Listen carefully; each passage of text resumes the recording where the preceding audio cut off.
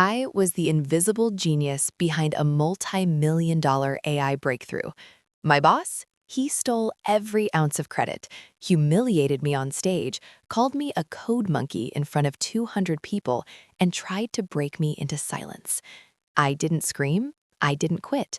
I smiled, nodded, and quietly built a trap he never saw coming. Years of late nights, erased names, and stolen glory, all documented. One signature, one overlooked clause, one careless ego. When the lawsuit hit, when the kill switch flipped, when the board finally saw the truth, his empire crumbled, his house sold, his savings gone. This is my true story of betrayal, patience, and the coldest, most satisfying revenge you'll ever hear. Watch till the end. You won't believe how it ends. My name is Alina Harper, 34 years old, born and raised in a quiet suburb outside Dallas where the biggest drama was whose lawn got mowed on Sunday mornings. I never imagined I'd end up in the glittering, cutthroat world of Austin tech. But 6 years ago, Apex Dynamics hired me straight out of a master's program at UT Austin, and I thought I'd finally found my place. They sold it hard during the interview process. We're not just a company, we're a family. Free breakfast tacos, ping pong tables, unlimited PTO they never let you actually take, and a mission to disrupt supply chains with ethical AI. I bought every word. I drank the Kool-Aid like it was Topo Chico. I started as a junior data analyst, but within 18 months, I was leading the core development of what would become our flagship product, Horizon Forecast, a predictive AI engine that could look at a manufacturer's inventory data, global shipping logs, weather patterns, geopolitical risk feeds, and spit out demand predictions accurate to within 3%. Clients like massive retailers and auto parts giants were already lining up during beta testing. I built the backbone. Feature engineering, model architecture, hyperparameter tuning, the custom loss function that made everything click. Nights blurred into mornings. I'd stumble home at 3 a.m., shower, sleep 4 hours, and do it again. Vacations? I canceled 2 in a row because the model was almost there. Birthdays, Thanksgivings, my sister's wedding in Colorado, I sent regrets and Venmo'd gifts instead. My boss was Marcus Reed, 41, 6'2", always smelling faintly of expensive cologne and entitlement. He wore Tom Ford suits like armor, spoke in that confident baritone that made conference rooms lean in, and had the kind of smile that looked sincere until you caught the calculation behind it. Marcus had come to Apex 2 years before me, poached from a bigger Bay Area firm with promises of VP by 35. He didn't code, he strategized. He didn't debug, he aligned stakeholders. But he knew how to sell. And in tech, especially at a mid-sized player like Apex fighting for relevance against Google Cloud and AWS, selling was everything. He called me his secret weapon in team meetings. At first, it felt good, like validation. Elena's the one making the magic happen behind the curtain, he'd say, clapping me on the shoulder a little too hard. People laughed, nodded approvingly.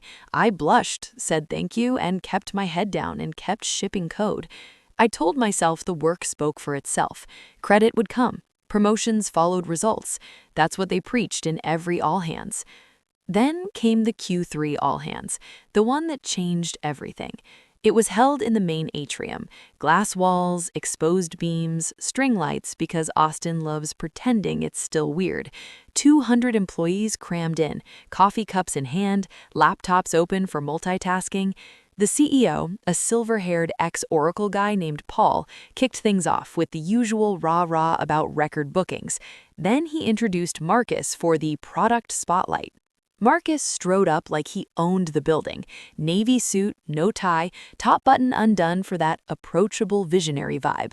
He clicked the clicker, and there were my slides, my exact deck, the one I'd spent 3 all-nighters perfecting, the charts I'd designed pixel by pixel, the architecture diagram I'd redrawn 6 times, the case study with real client numbers I'd anonymized myself. He launched into the pitch.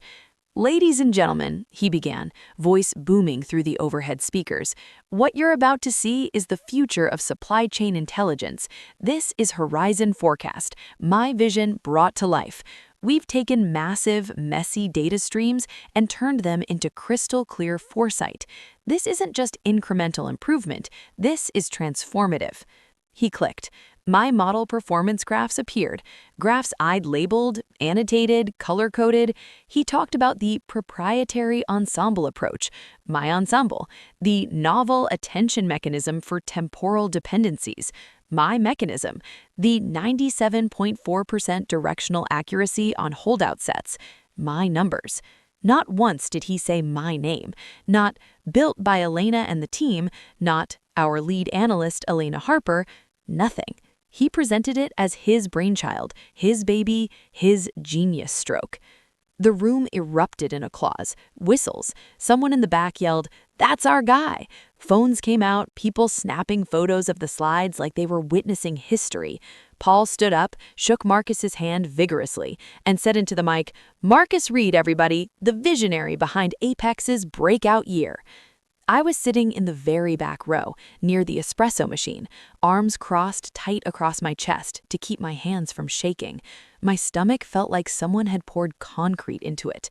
Heat climbed my neck, my face. I forced the corners of my mouth up to what I hoped looked like a proud smile. Inside, something splintered. Afterwards, people swarmed Marcus. Handshakes, backslaps. Dude, that was killer. A product manager I'd collaborated with for months leaned over to me and whispered, "Marcus killed it with your stuff, huh?" I nodded, muttered something about teamwork. My voice sounded far away. That night, I drove home in silence. No music, no podcast, just the hum of the highway and the replay looping in my head. Every late-night email I'd sent Marcus with progress updates, he'd marked "seen" but never answered. Every time he'd taken my bullet points and turned them into his talking points for the exec team. Every quick sync where he'd nod, say, "love it," then present it upstairs without looping me in. I parked in my garage, sat there in the dark for 20 minutes, staring at the dashboard clock. Tears didn't come, not yet. What came instead was clarity, cold and sharp like a fresh razor blade. This wasn't an oversight. This wasn't a slip. This was deliberate. Marcus hadn't forgotten me. He'd erased me on purpose. I walked inside, poured a glass of cheap Malbec, and stood at my kitchen island replaying it again. The applause, the visionary label, the way he'd smiled when Paul called him irreplaceable. My reflection in the window looked like a stranger, pale, tired, furious. I could have quit right then, stormed into his office the next morning, screamed, thrown my badge on the desk, posted a scathing Glassdoor review, but I knew exactly how that story ends in tech. Elena was emotional, unstable, couldn't handle pressure. Marcus would spin it, the company would close ranks, and I'd be the difficult one, unhirable for a while, blacklisted quietly. No, I wasn't going to give him that win. Instead, I opened my laptop at 1:17 a.m., pulled up every commit history, every email thread, every shared Google Doc timestamped with my name. I started a private folder on an encrypted external drive, documentation. I didn't know what I was building yet, just that I needed proof, ironclad, time-stamped proof. The next morning, I walked into the office like nothing had happened, hair neat, blouse pressed, coffee in hand. Marcus passed me in the hallway, still glowing from yesterday's triumph. "Morning, Elena," he said, flashing that $1,000,000 grin. "Great presentation yesterday, right?" I met his eyes, held them steady, and smiled back, the same polite, professional smile I'd practiced in the mirror. "Absolutely, Marcus. Killed it." He laughed, clapped me on the shoulder again, same spot, same too hard grip, and kept walking. He thought he'd won. He had no idea the board had just been flipped. The applause from that all-hands meeting didn't fade for weeks. It echoed everywhere, in the open plan office, in the Slack channels, in the casual hallway conversations I pretended not to overhear. Marcus really nailed that Horizon pitch, people said. Guy's going places. Did you see the TechCrunch article? They're calling him the next big thing in predictive analytics. Every mention felt like a fresh paper cut. I kept my head down, fingers flying over the keyboard, pushing bug fixes and feature branches while the narrative solidified around me. Marcus, the visionary. Elena, the support staff. I told myself it was temporary. The work would speak eventually. But deep down, I knew better.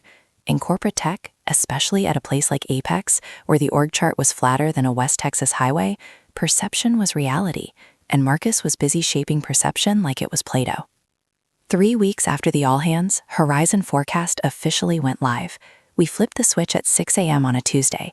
My code, my deployment pipeline, my heart monitor watching the metrics. By noon, the first client dashboard lit up green across the board. Retention jumped, forecast accuracy held steady at 96.8%. Within 48 hours, Global Logics, one of our biggest prospects, signed a 7-figure multi-year deal. Revenue for the quarter spiked 42%. The board sent company-wide champagne emojis in Slack. Paul, our CEO, scheduled an impromptu happy hour on the rooftop patio with food trucks and an open bar. Everyone was invited.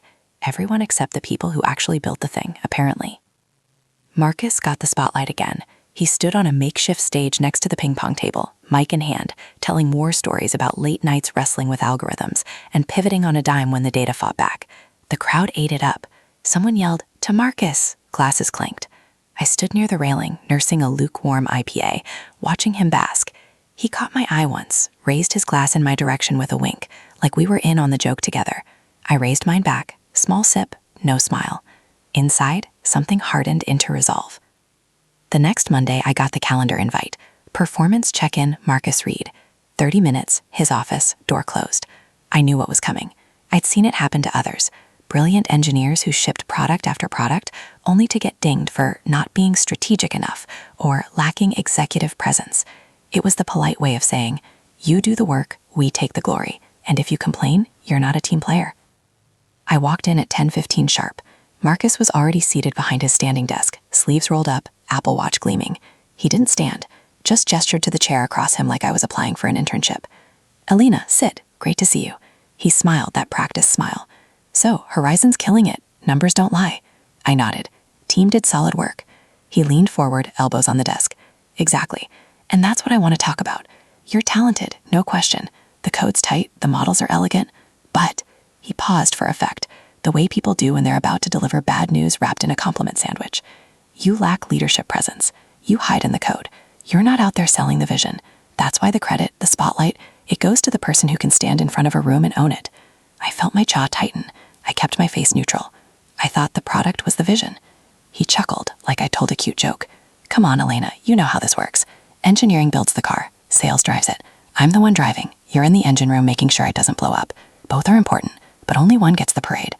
He leaned back, crossed his legs. Also, your attitude lately. It's concerning. You've been quiet, distant, not the collaborative energy we need. Step it up, or we'll have problems. The word hung there, problems. In tech speak, that meant PIP, Performance Improvement Plan, the prelude to being managed out. I could see it already.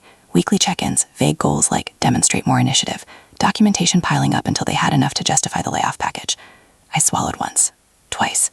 Then I looked him straight in the eye. Understood, Marcus. I'll work on that. He grinned, satisfied. That's the spirit. Keep grinding. We've got big things coming. I stood, smoothed my skirt, walked out. The hallway felt longer than usual. My hands shook until I reached my desk and sat down. I opened a blank Notion page titled Marcus Chronology and started typing. Every email he'd forwarded without attribution. Every Slack thread where he'd claimed an idea I'd pitched in stand-up. Every time he'd scheduled a client demo without inviting me. Every great job team that conveniently omitted names. I didn't rant. I didn't use emotional language. Just facts, timestamps, screenshots, links to commits where my username was the only one touching the critical paths for months. I created a folder structure. Emails 2024 Q3. Code, Git logs, meetings, recordings. I'd started quietly recording key calls after the all-hands. Screen share only, legal in Texas as long as one party consents. And I was always on the call. I wasn't building a revenge file, not yet. I was building insurance. Proof that if Kish came to shove, the story had two sides, and mine had receipts. That afternoon, Marcus pinged me in Slack. Hey, quick favor, can you prep the Q4 roadmap deck? I've got back-to-back meetings, but you know the details better than anyone. I typed back instantly. Happy to, sending by EOD. I spent the next 4 hours making the deck flawless. Clean visuals, bulletproof data, speaker notes that spelled out every technical decision I'd made. At 5:47 p.m., I hit send with a polite note. Here's the deck, Marcus. Let me know if you'd like me to present any sections. He replied 30 seconds later. Perfect, I've got this. Thanks, Alina. You're a rock star. No invite to the exec review. No co-presenter credit. I closed my laptop, grabbed my bag, and walked to the parking garage. The Austin sunset was turning the skyline orange and pink, the kind of view people post on Instagram with captions about living the dream. I stood there for a minute, breathing it in.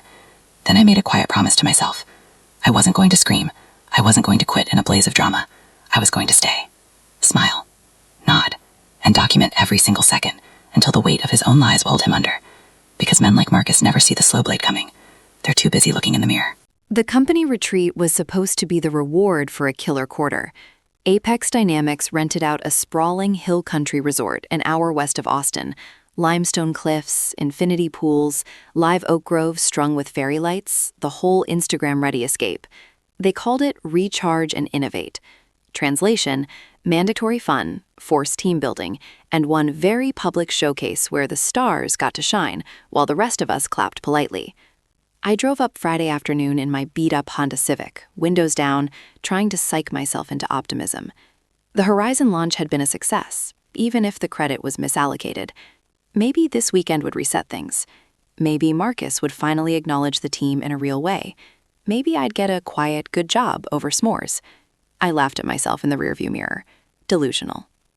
Check-in was chaos. Hugs, high fives, everyone already half-buzzed on the welcome margaritas. I got my cabin key, shared with 2 other women from marketing who barely knew my name, and headed to the main pavilion for the opening reception. Marcus was already holding court near the fire pit, surrounded by execs and a few hand-picked favorites. He spotted me across the lawn and waved me over with exaggerated enthusiasm. "Alina, there's my rock star engineer," he called, loud enough for heads to turn. I walked up, forcing a smile. He threw an arm around my shoulders, too tight, too long, and turned me toward the group. "This is the woman who keeps the servers from catching fire while I'm out here charming clients." Laughter rippled through the circle. Someone said, "Lucky us." I nodded, cheeks burning, and slipped out from under his arm as gracefully as I could. He didn't notice. He was already launching into another story about the night we almost lost the demo to a bad API call. Saturday morning brought the Innovation Showcase, the main event. We were all herded into a barn converted into an auditorium, wooden beams overhead, projector screen the size of a garage door. Marcus was slotted to present version 2.0 of Horizon Forecast. The enhancements were mine, solo.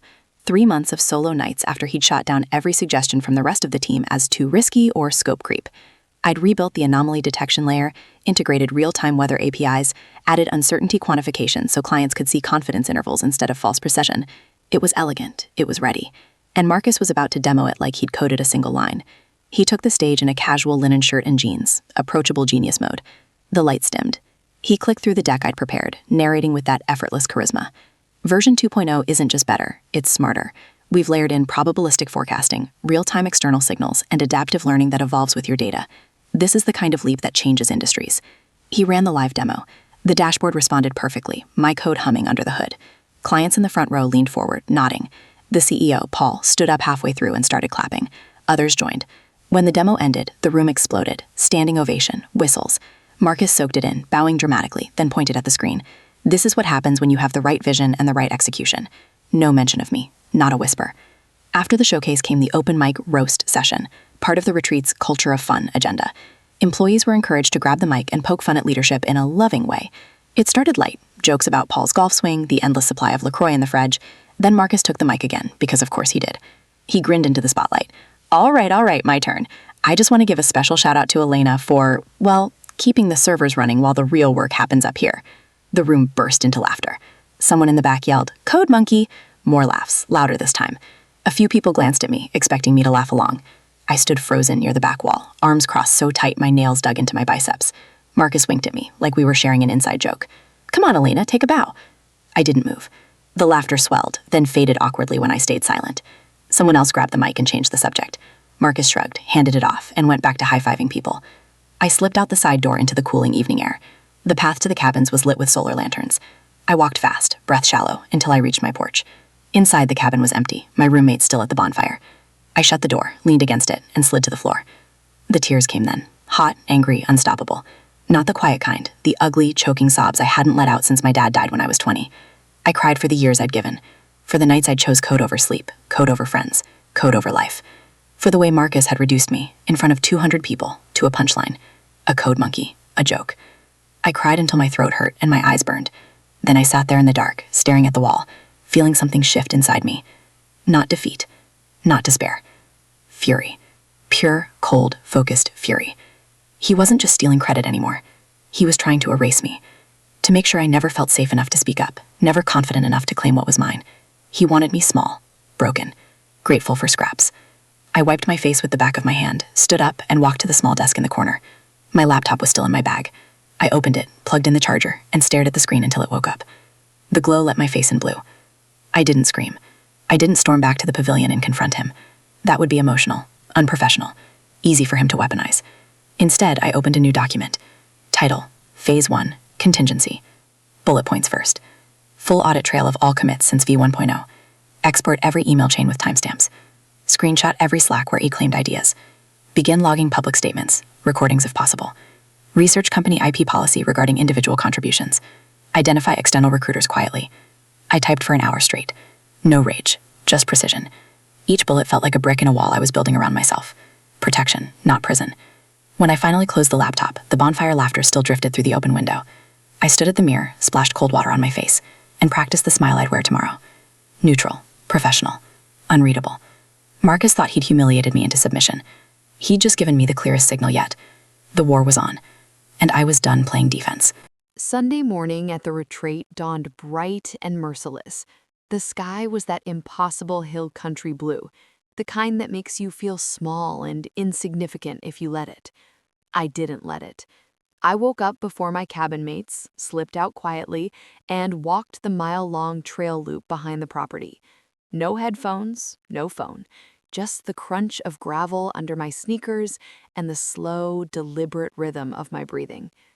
By the time I got back, the group was gathering for breakfast burritos and mimosas. Marcus was already at a long picnic table, regaling a cluster of product managers with exaggerated tales of the all-nighter that saved the launch. I grabbed a plate, sat at the far end with a couple of quiet engineers from infrastructure, and ate in silence. When someone asked how the weekend was going, I said, "Productive," and left it at that. No one pressed, no one ever did. Back in Austin on Monday, I walked into the office like I always did. Early, coffee in hand, AirPods in but volume low enough to hear footsteps. I greeted people the same way, smiled the same way, answered, "How was the retreat?" with "Great team bonding." Marcus passed my desk around 9:30, fresh from his Peloton session, still in gym clothes under a blazer like he'd invented the look.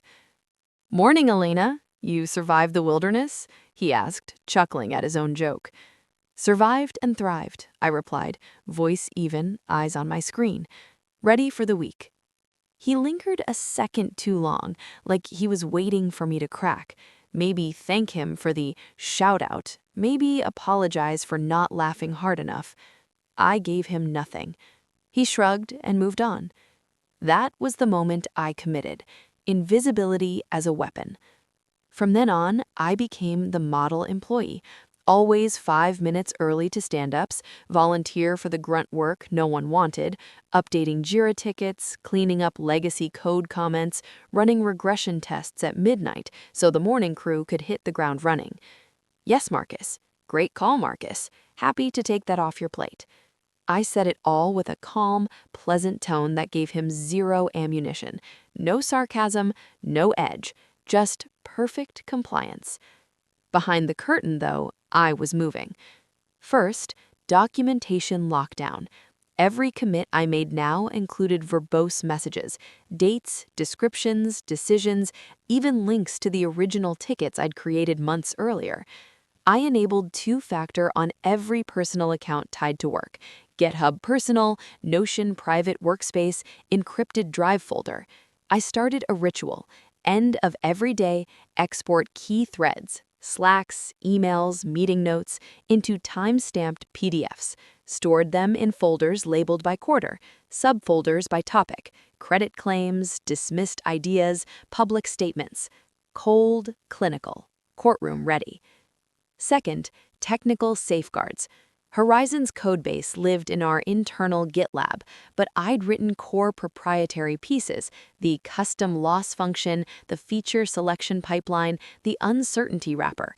using algorithms I developed in grad school and refined on personal time before joining Apex. Nothing stolen, all original, but deeply embedded. I created a shadow repo on my personal GitHub, private, encrypted keys stored offline. I pushed anonymized, stripped-down versions of the critical modules there, enough to prove provenance if needed, not enough to violate IP.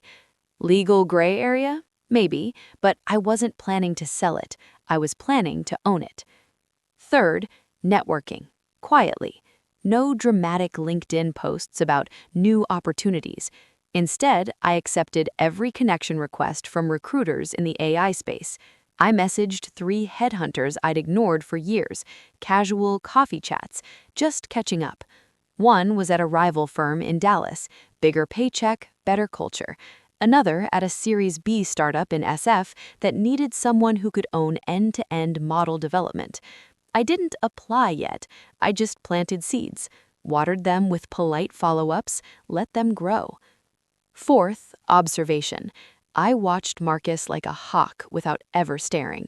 He loved shortcuts, skimmed contracts, forwarded decks without reading speaker notes, bragged about deals before ink dried. His calendar was public, back-to-back strategic syncs that were really golf outings or long lunches. He delegated the details to people like me, then swooped in for the glory. Ego was his North Star, and ego makes people sloppy. I started small tests. In one stand-up, I casually mentioned a new optimization I'd implemented, should shave 15% off inference time. Marcus nodded absently, then later in an exec email thread, he wrote, "Pushed through a major perf boost, team executed flawlessly." No name. I screenshotted it, added to the folder. Another time, he asked for a quick summary of a client call I'd led. I sent a bullet point email, my name in the signature, full context included. He replied all to the client, "Great recap, appreciate the team pulling this together." Again, no credit. Screenshot. Folder. I wasn't angry anymore, not the hot kind. The anger had cooled into something sharper, more useful. Purpose. One evening in late October, I stayed late, alone in the dim office, city lights glittering through the windows. I opened my encrypted drive and reviewed the growing archive, 147 items already. Emails, commits, recordings from Zoom calls where he'd interrupted me mid-sentence to reframe my point as his. It was a mountain of small cuts, each one provable. I leaned back in my chair, stared at the ceiling, and let the quiet settle. He thought I was broken. He thought the retreat had put me in my place. He thought silence meant surrender. He had no idea I was building an arsenal. I closed the laptop, grabbed my bag, and walked to the elevator. The doors dinged open. Empty car. I stepped in, watched the floors tick down, and whispered to my reflection in the polished metal, "You're not hiding anymore. You're waiting." And waiting, I'd learned, was the most dangerous thing a patient person could do. Winter settled over Austin like a thin gray blanket, chilly enough to make you miss the heat, but not cold enough for real coats. The office hummed with the usual post-holiday energy. New Year resolutions whispered in the break room, Q1 goals plastered on every whiteboard, and the faint smell of leftover peppermint bark lingering in the trash cans. Horizon Forecast was no longer just a product. It was the company's golden child. Clients were renewing early, upsells were pouring in, and the board had started throwing around words like unicorn trajectory in closed-door meetings. Marcus rode the wave like he was born on it. He traded his Tom Ford suits for cashmere sweaters and quarter zips, casual power move. His Slack status read crushing Q1 with a rocket emoji. He got a corner office upgrade with actual windows, not the glass-walled fishbowl the rest of us shared. Whispers followed him everywhere. VP promotion by summer, maybe even C-suite track. He acted like it was already done. Then GlobalLogix came knocking, our biggest fish yet, a multinational logistics giant with billions in annual spend on supply chain tech. They wanted a custom integration.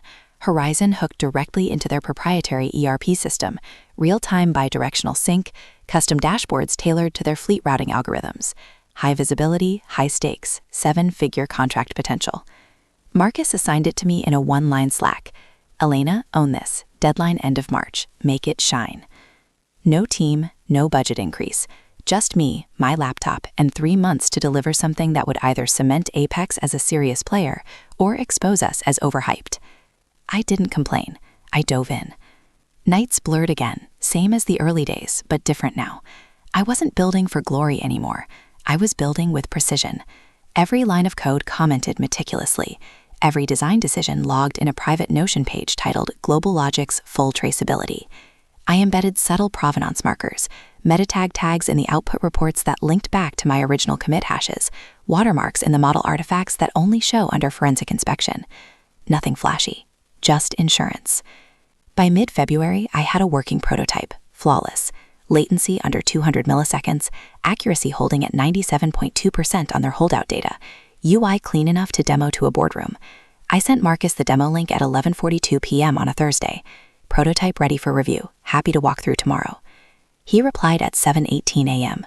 Looks killer, I'll take it from here. Schedule the exec preview for next week, me presenting, you focus on polish. I stared at the message for a long beat, then typed, got it, let me know if you need speaker notes or Q&A prep. He didn't respond. The exec preview happened in the big conference room, floor-to-ceiling glass, skyline view, catered coffee and pastries. I wasn't invited. I found out it went well because the company Slack exploded with fire emojis and big win gifs. Marcus posted a screenshot of the Global Logic's VP's email. Impressed, let's move to contract phase. Marcus's caption, another one in the books, team effort, fire. Team effort, right. Contract negotiations started fast. Global Logic's legal team was old school, thorough, suspicious, no nonsense.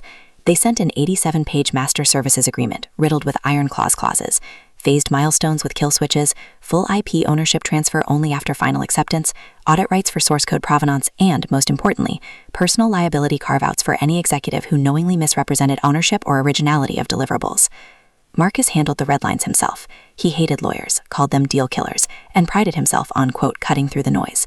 I watched from the sidelines as he forwarded me drafts with notes like, skim this and confirm it's fine, nothing jumps out. I skimmed. Nothing jumped out to him because he never read past page 12. He missed the derivative works clause entirely. If any portion of the delivered software incorporated pre-existing proprietary algorithms not fully owned by Apex, and the signing officer had reason to know of the discrepancy, personal financial liability could attach, up to treble damages. I could have flagged it, could have said, hey Marcus, check pace 43, looks aggressive, could have saved him. I didn't. Instead, I replied, all good from a tech perspective, no red flags on the integration side. He signed digitally 2 days later, March 15th, 9:47 a.m. I got the confirmation email because I was on the thread. Marcus forwarded it company-wide with a single line. Handled it like a boss, champagne tomorrow. I printed the signature page, highlighted his name, filed it in the encrypted folder under Contracts Global Logic's signed MSA. The bait was set. Over the next few weeks, I delivered final code drops on schedule. Marcus presented progress updates to the board, using my slides, my metrics, my words rearranged into his voice. He got the attaboys, I got the bug fix tickets. One late afternoon in early April, he swung by my desk, rare these days. He leaned on the partition, arms crossed, looking pleased with himself. Elena, this Global Logics thing is huge. You did good work. Once it's live, we'll talk about bumping your title, maybe senior lead. I looked up, met his eyes. Appreciate that, Marcus. He grinned. Just keep your head down and keep shipping. I'll handle the spotlight stuff. I nodded slowly. Of course, you always do. He laughed, genuine, carefree, and walked away. I waited until his footsteps faded down the hall. Then I opened my laptop, navigated to the shadow repo, and pushed one final anonymized commit. The full provenance map for the core forecasting engine. Time-stamped, hash-locked, untouchable. The integration went live April 28th. Global Logic's stock ticked up 1.8% that day on the news. Apex's internal dashboard glowed green. Marcus booked a team dinner at Uchi. Sushi, sake, toasts to the vision. I went. I smiled. I raised my glass when he did. But under the table, my phone buzzed with a calendar reminder I'd set months earlier. Phase 2, activation window opens. I silenced it. The hook was in deep now. All I had to do was wait for him to pull. Summer hit Austin like a freight train, triple-digit heat that turned the asphalt into a griddle and made the office AC sound like it was begging for mercy.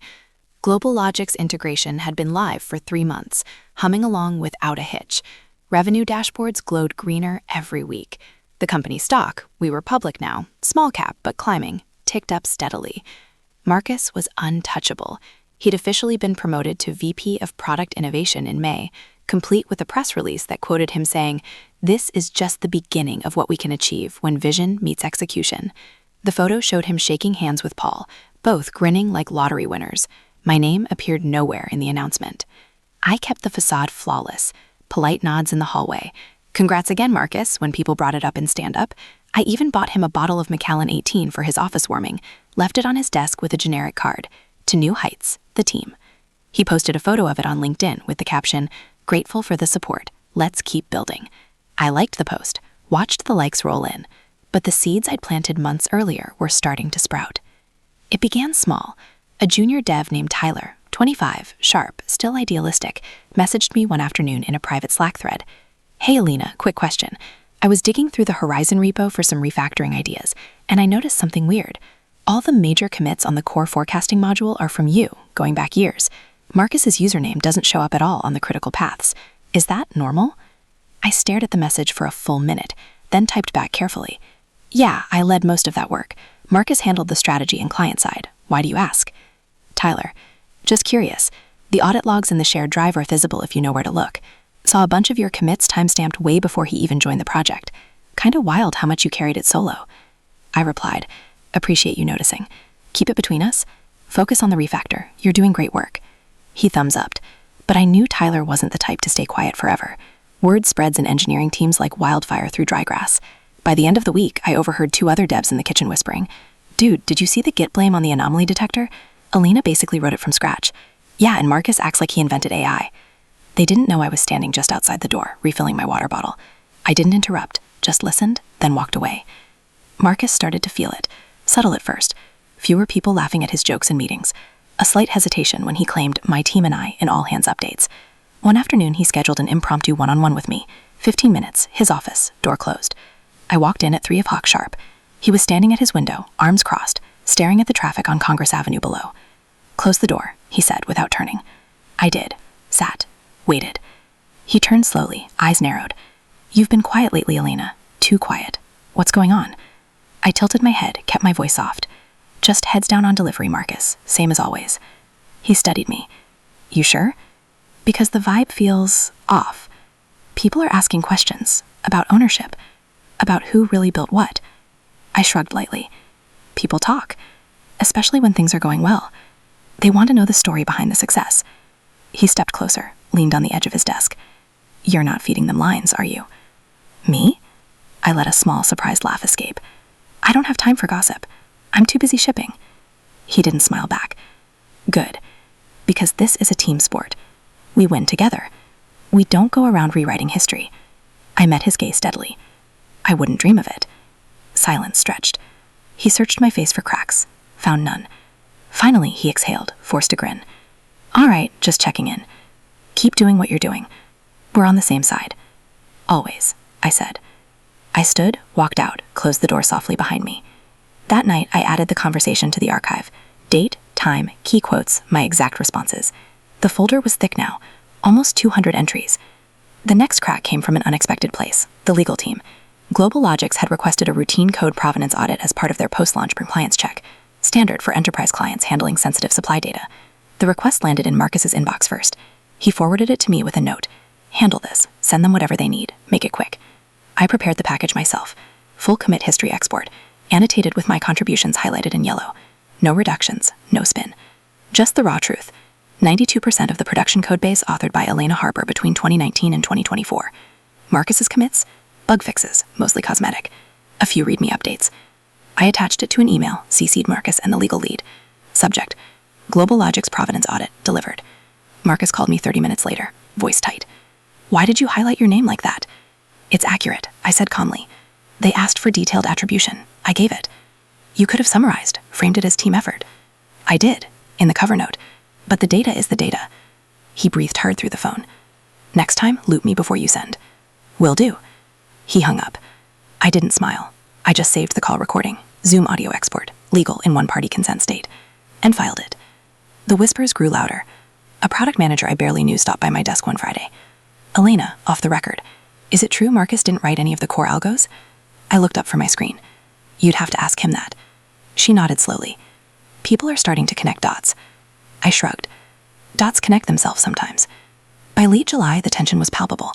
Marcus stopped calling me his secret weapon in meetings, stopped clapping me on the shoulder, started avoiding eye contact in the hallway. He doubled down on the charm offensive elsewhere. More lunches with execs, more LinkedIn humble brags. But the shine was wearing thin. I stayed silent, kept shipping, kept documenting. One evening, alone in the office again, I opened the encrypted drive and scrolled through the timeline. The pattern was undeniable now. Every success tied to my work, every public claim tied to his mouth. I closed the laptop, leaned back, and stared at the darkening skyline. The cracks weren't just appearing, they were widening. And soon, they'd be impossible to plaster over. August in Austin felt like living inside a convection oven. The office windows fogged from the inside when the AC struggled, and everyone moved slower, like the heat had drained the ambition right out of them. But not Marcus. He was riding high. New VP title framed on his wall, invites to industry panels, even a speaking slot at South by Southwest the following spring. He'd started wearing those stupid aviator sunglasses indoors, claiming it was for the glare off the monitors. Nobody called him on it. Nobody dared. Global Logics had rolled out the full integration company-wide in early July. Their fleet managers were raving in quarterly reviews. Downtime slashed 28%, routing efficiency up 19%, millions saved on fuel and penalties. Apex's stock jumped another 12% in a single week. The internal celebration Slack channel was flooded with champagne gifts and "We're unstoppable" posts. Marcus pinned his favorite one to the top, a photo of him on stage at the launch event, arms raised, captioned "Vision Realized." Then, on a muggy Tuesday morning in late August, the storm broke. It started with an email from an unfamiliar address, legal@riverrun-analytics.com. Subject: Notice of Patent Infringement Horizon Forecast Product. CC'd to Paul, the board secretary, our general counsel, and, conveniently, Marcus. I was in his stand-up when the first whisper started. Phones buzzed, heads turned. Someone muttered, "Holy shit, we're getting sued." The meeting dissolved early. By noon, the details were leaking through every channel. Riverrun Analytics, a small but aggressive IP holding company out of Delaware, claimed that the core temporal forecasting logic in Horizon infringed on their U.S. patent 10.804.2117, filed in 2018, granted in 2020. The patent covered a specific ensemble method for handling multivariate time series data with embedded uncertainty propagation. Sound familiar? It was my original algorithm, the one I'd prototyped in grad school, refined on personal time, and brought to Apex in 2019, 2 full years before Marcus even interviewed for his role. I'd never patented it myself, too expensive, too much hassle for a fresh out-of-school analyst, but I documented it obsessively. White papers, notebooks, Git commits with original implementation of custom ensemble from personal research EH 2019-0314. Timestamps everywhere. Riverrun demanded an immediate injunction to halt use of the tool, plus damages, $45 million minimum, plus royalties. They attached claim charts mapping Horizon's code directly to their patent language. It was meticulous, devastating. Panic rippled through the building. Engineers huddled in corners, refreshing news alerts. Product managers canceled client calls. The legal team locked themselves in a war room. Marcus called an emergency all hands at 2 p.m. The atrium was packed, standing room only. He took the stage, looking composed, but I could see the sweat beading at his hairline despite the AC. "Team," he began, voice steady but pitched higher than usual. "We've received an unexpected legal notice from a third party regarding Horizon. This is standard in our industry, IP trolls looking for a payout. Our legal team is already on it. We're confident this has no merit." He paused, scanned the room. "The core innovation here is ours. We built it from the ground up. No question." A few people nodded. Most stayed silent. Then he did it. He pointed straight at me, standing near the back, arms crossed. "This falls under engineering's responsibility. Elena led the technical implementation on this release. She should have caught any potential overlaps during development." The room went dead quiet. Heads turned, eyes locked on me. I didn't flinch. I met his gaze across the sea of people and spoke, clear, calm, loud enough for everyone to hear. I documented everything, Marcus. The original IP was mine, flagged in version 1.0 commit logs, design docs, even the README you approved. You signed the transfer docs for Global Logics yourself. His face drained of color. The aviators couldn't hide the way his jaw clenched. That's not how this works. Team effort. Paul stepped forward, hand raised. Enough. We'll handle this internally. Back to work, everyone. The crowd dispersed slowly, murmurs rising like steam. Marcus stayed on stage a second too long, staring at me like I'd just pulled a knife. I walked back to my desk without another word. My heart hammered, but my hands were steady as I opened the encrypted drive. I pulled up the exact commit he'd referenced, March 14th, 2019. My username, my message. Initial commit, proprietary ensemble algorithm from personal research, no external dependencies. Screenshot, timestamp, saved. That evening, the lawsuit escalated. Riverrun filed publicly in the Eastern District of Texas. Patent venue heaven. Bloomberg picked it up within hours. Apex Dynamics faces $45 million IP suit over flagship AI tool. Stock dipped 8% after hours. Global Logics didn't wait. At 9:17 p.m., their general counsel emailed our legal team, invoking the MSA kill switch. Effective midnight, the integration would be disabled. No discussion, no grace period. Their systems went dark on our end overnight. Millions in daily value erased in seconds. The board called an emergency session. Marcus was summoned. I wasn't, yet, but I knew the clause was live. Personal liability for any executive who'd misrepresented ownership. Marcus had signed. He'd bragged. He'd pointed the finger at me in front of 200 witnesses. Around 11 p.m., my phone lit up. Unknown number. I let it go to voicemail. His voice, tight and urgent. "Elena, we need to talk. Off the record. Meet me at the office tomorrow morning 7 a.m. We can fix this. Together." I didn't reply. Instead, I opened a fresh document. Phase 3, escalation prep. Bullet points flowed. Full timeline to board, request private meeting, offer complete provenance package, highlight signed MSA and personal liability clause, remain calm, let evidence speak. I saved it, closed the laptop. Outside my apartment window, the city lights shimmered through the heat haze. Thunder rumbled somewhere distant. First storm of the season. I smiled for the first time in months. The storm wasn't coming. It was already here, and Marcus was standing right in the eye. The next morning arrived gray and heavy, the kind of Austin dawn where the humidity clings like regret. I woke at 5:30, made black coffee, sat at my kitchen table, and reviewed the timeline one last time. Every email, every commit, every humiliating joke captured in screenshots or audio clips. The folder was a fortress now. Over 300 items, organized, searchable, backed up to an encrypted cloud drive only I controlled. I wasn't nervous. I was ready. I arrived at the office at 6:45 a.m., before the security guard had finished his first coffee. The building was quiet, light still dim on most floors. I took the elevator to the executive level, walked straight to the boardroom suite, and knocked on the frosted glass door where Paul's assistant usually sat. She wasn't in yet. I waited. At 7:02, Paul arrived. Early riser, always in a crisp white shirt, no tie, sleeves rolled. He saw me standing there with my laptop bag and raised an eyebrow. "Elena, you're up with the birds." "I need 15 minutes, I said, no preamble, privately, before the rest of the board gets here. He studied me for a beat, then nodded. "Come in." We sat at the long mahogany table. I opened my laptop, turned the screen toward him, and started the presentation I'd built overnight. A clean, chronological deck titled simply, Horizon Provenance and Attribution, Full Disclosure. Slide 1, my original 2019 commit log. Slide 2, Marcus's first appearance on the project, 2021. Slide 3, side-by-side comparison of key innovations, all authored by me. Slide 4, public statements, TechCrunch quotes, all hands recordings, retreat roast audio.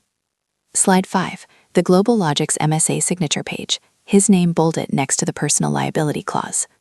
Slide 6, Riverrun claim chart mapped against my pre-Apex research timestamps. I spoke quietly, fact by fact, No emotion, no accusations, just evidence. Paul scrolled slowly. His face didn't change much, he was too seasoned for that, but I saw the muscle in his jaw twitch when he reached the signed contract. When I finished, he leaned back. This is comprehensive. It's accurate, I said. He rubbed his temples. And the liability piece? Page 43, paragraph 7b. If misrepresentation is proven, the signing officer assumes personal exposure up to treble damages. River Run's asking $45 million. Settlement could trigger it. Paul exhaled through his nose. He signed without counsel review? He skimmed, told me to handle the tech side. Silence stretched. Then, I need to call an emergency board session, now, and I need Marcus here. I nodded. I'll wait in the lobby. I sat outside for 47 minutes. Coffee grew cold in my hand. People started arriving, board members in weekend polos, legal and hurried steps. Whispers floated past me like smoke. At 8:31, the double doors opened. An assistant motioned me in. The room was full. 10 board members around the table, Paul at the head, general counsel on speakerphone from Dallas. Marcus sat at the far end, tie loose, face pale under the fluorescent lights. He looked up when I entered. Our eyes met. His were wide, almost pleading. Paul spoke first. Elena has presented documentation regarding the provenance of Horizon Forecast and related IP issues. Marcus, we've asked you here to respond. Marcus cleared his throat, voice hoarse. This is being taken out of context. Elena was a key contributor, absolutely. But the vision, the strategy, the client relationships, that was me. We built this together. The patent claim is a troll play. We'll fight it. Paul slid a printed copy of the MSA signature page across the table. You signed this. You certified full ownership transfer. You presented the tool as your invention in multiple public forums. Marcus glanced at the page, then at me. Elena, we can fix this. Tell them. Tell them it was collaborative. I'll make it right. Promotion, equity grant, whatever you want. Just help me here. The room went still. I stood slow, looked at him. Not with anger, not with pity. Just clarity. You said I lacked presence, I began, voice steady. That I hid in the code. That the credit goes to the person who can sell it. You said I was just the code monkey. You said it in front of 200 people. You laughed. They laughed. Marcus opened his mouth. Nothing came out. I continued.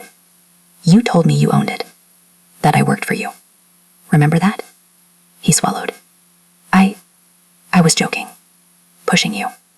Tough love. No. I shook my head once. You weren't. I turned to Paul.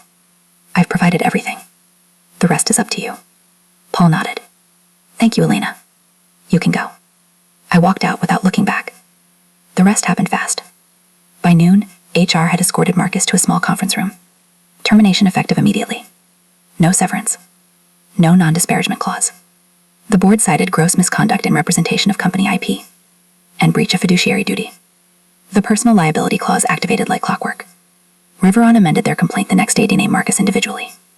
Settlement talk started quietly. Our side pushing to cap corporate exposure by shifting burden to him. Creditors circled fast. I heard through back channels he'd already gotten margin calls on his stock holdings. His house in Westlake went on the market within a week. The Range Rover followed. Last rumor I caught. He was crashing on a friend's couch in Round Rock, selling off watches and golf clubs to cover legal fees. I didn't gloat. I didn't need to. That evening I sat on my balcony. City lights flickering below. My phone stayed silent. No angry texts. No voicemails. Just quiet. I opened a bottle of the Malbec I'd bought the night of the all hands. The same one I'd poured while staring at the ceiling after he erased me. I raised the glass to the empty chair across me. To the moment. I whispered. Then I drank. The reckoning wasn't loud. It wasn't dramatic. It was inevitable. And when it came, Marcus never saw it coming. Because the best revenge doesn't shout. It simply arrives. Cold, precise, and final. The days after Marcus's termination felt strangely anticlimactic. No fireworks, no dramatic exit scene with security dragging him out by the elbows. Just a quiet email from HR at 3:14 p.m. on a Thursday. Effective immediately, Marcus Reed is no longer with Apex Dynamics. Please direct any client-related inquiries to the interim product lead. That was it. No explanation, no town hall. The company moved on like he'd never existed. Slack channels archived, his calendar wiped, his corner office reassigned to a finance guy before the weekend. But the fallout kept coming in waves. River Run Analytics didn't settle quietly. They wanted blood. The amended complaint named Marcus personally, citing his signed certification of ownership and the public statements where he'd claimed invention. Discovery requests flew, depositions scheduled, document demands that included every email, every slide deck, every recording from the last 5 years. Our legal team turned over my provenance package without hesitation. It painted the picture crystal clear. Marcus had knowingly misrepresented IP he didn't own, signed away rights he couldn't fully control, and pocketed bonuses tied to his innovation. The board moved fast to contain the damage. They negotiated a settlement with Riverrun, $18 million total, with Apex covering $9 million, and Marcus on the hook for the rest through personal indemnity clauses. He fought it, of course, hired a high-priced Dallas firm, filed motions to dismiss his individual liability. But the evidence was ironclad. Emails where he'd dismissed my warnings about patent searches. Meeting notes where he'd said, "Don't overthink it, ship it and let legal clean up later." The judge didn't buy his "I relied on the team" defense. By October, he was ordered to post a $5 million bond just to continue defending himself. I heard the details secondhand, whispers in the break room, a product manager who still had friends in legal. Marcus's Westlake house sold in a fire sale, listed at $3.2 million, went for $2.4 after a week. The Range Rover vanished from the parking lot. His LinkedIn went dark. No new posts, no connections accepting requests. Last anyone heard, he'd moved to a rented condo in Round Rock, commuting to freelance consulting gigs that paid half what he used to make. Bankruptcy filings started circulating in legal circles. Creditors were circling his 401k, his brokerage accounts, even the watch collection he'd bragged about at company parties. I didn't go looking for the gossip. It found me. One afternoon in early November, I got a text from an unknown number. "Elena, it's Marcus. Can we talk? Off the record. Coffee? I just need 5 minutes." I stared at the screen for a long time, then deleted it, blocked the number. No reply. 2 weeks later, I gave my notice. I walked into Paul's office on a crisp Friday morning, jeans and a blazer, no nerves. He looked up from his laptop, surprised but not shocked. 2 weeks' notice, I said, sliding the letter across his desk. "I've accepted an offer elsewhere." He read it slowly, nodded. "Where?" "Vanguard Analytics, Dallas. Double the base, equity package, full ownership of the forecasting vertical." Paul leaned back. "They're good, aggressive. You'll do well there." "I know." He studied me. "You could stay. We'd match, promote you. You've earned it." I shook my head. "I don't want to stay in a place where I had to prove I existed." Silence. Then he extended his hand. "Fair enough. Thank you, Elena, for everything, including the honesty." I shook it, firm, no lingering. That same day, before anyone else knew, I requested a private meeting with the board. They granted it. Same mahogany table, same faces, minus Marcus. I didn't need slides this time, just words. "I'm leaving in 2 weeks," I began. "Before I go, I want to make sure the full story is on record. Not for revenge, for clarity." I laid it out again, calm, chronological, no embellishment. The stolen credit, the retreat humiliation, the deliberate erasure, the way Marcus had weaponized my silence until I chose not to be silent anymore. I attached the complete archive, every document, every timestamp, every audio clip, as a sealed internal file. One board member, a woman named Claire, who'd always been quiet in meetings, spoke first. "We failed you. That's on us." Another nodded. "We're implementing new attribution protocols, mandatory co-authorship on public materials, IP audit at every milestone." Paul added, "And we've revised executive contracts. Personal liability is now explicit and non-waivable." I didn't say good. I just nodded. When I stood to leave, Claire stopped me. "What are you going to do with all this?" I paused at the door. "Nothing. It's yours now. Use it to make sure no one else has to do what I did." I walked out. My last 2 weeks were quiet. I wrapped projects, handed off code bases, trained juniors. People asked why I was leaving. I said, new opportunity. Most didn't push. A few knew. Tyler, the junior dev who'd first spotted the commit logs, stopped by my desk on my final day. "You're the reason he's gone, aren't you?" he asked quietly. I sipped my bag. "I'm the reason the truth came out." He smiled, small, respectful. "Thanks for showing us how it's done." I left at 5 p.m. sharp. No cake, no goodbye Slack thread. Just turned off my badge, walked to the garage, and drove away as the sun dipped behind the skyline. In the rearview mirror, the Atex building shrank until it was just another glass tower in a city full of them. I didn't cry. I didn't cheer. I just breathed. Deep, slow, free. The final move wasn't about destroying him. It was about reclaiming what he tried to take. My work, my voice, my power. And when I handed in that resignation letter, I took it all back. Permanently. The drive from Austin to Dallas took 4 hours and change, long stretches of I-35 where the landscape flattens into endless scrub and billboards for Buc-ee's. I made the trip alone on a Saturday in mid-November, windows down, no playlist, just the rush of wind and the low hum of tires on concrete. My Honda was packed with boxes, clothes, books, a few framed photos, my laptop. Everything else, the furniture, the plants, the life I'd built in that one-bedroom condo, stayed behind. I'd listed the place on Zillow the day after I resigned. It sold in 48 hours. Cash buyer, no contingencies, clean break. Vanguard Analytics had their headquarters in Uptown Dallas, sleek glass building, rooftop terrace with skyline views, free parking that didn't cost half my soul. My first day was quiet. HR paperwork, laptop setup, a tour from the engineering lead named Priya who'd interviewed me twice over Zoom. She showed me to my new desk, corner spot, actual windows, no cubicle walls. You'll own the forecasting vertical, she said, end to end, models, team, roadmap, no one breathing down your neck. I nodded. Sounds perfect. The offer had come fast after a recruiter reached out.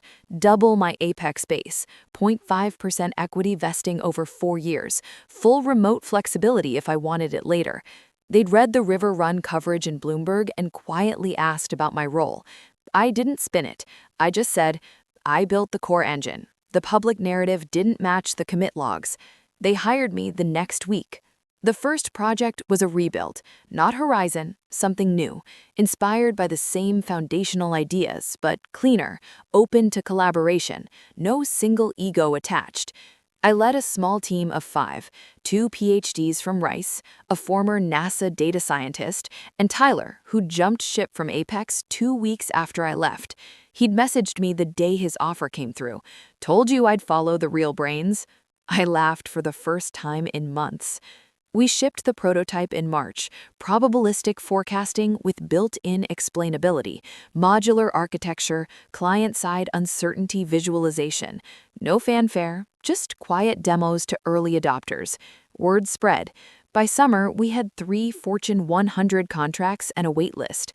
The tool wasn't flashy like Horizon had been marketed to be. It was solid, reliable, attributed correctly in every paper, every slide, every press mention, led by Alina Harper and team. I didn't chase headlines. I didn't need them. Sometimes, late at night when the city quieted and I sat on my new balcony overlooking the Katy Trail, I thought about Marcus, not with hatred, more like curiosity. What had he been thinking when he took that first slide deck and erased my name? Did he tell himself it was harmless, that the ends justified the means, that I'd never push back because good engineers don't make waves? I wondered if he still checked LinkedIn, if he saw my new title, Director of AI Innovation, if he scrolled through the occasional post, me at a conference panel, me accepting an internal award for breakthrough contributions, me smiling in team photos where everyone's name was listed. I never posted about him, never subtweeted, never dropped hints in interviews. The silence was louder than any rant could be. One evening in July, I got an email from an old Apex colleague. Subject, thought you'd want to know. Attached was a screenshot from a local Austin business journal. Former Apex VP Marcus Reed files for Chapter 7 bankruptcy. The article was short. Debts listed $2.1 million in personal liability from the River Run settlement, plus legal fees, plus the house he'd lost, plus back taxes on the bonuses he'd spent like they were infinite.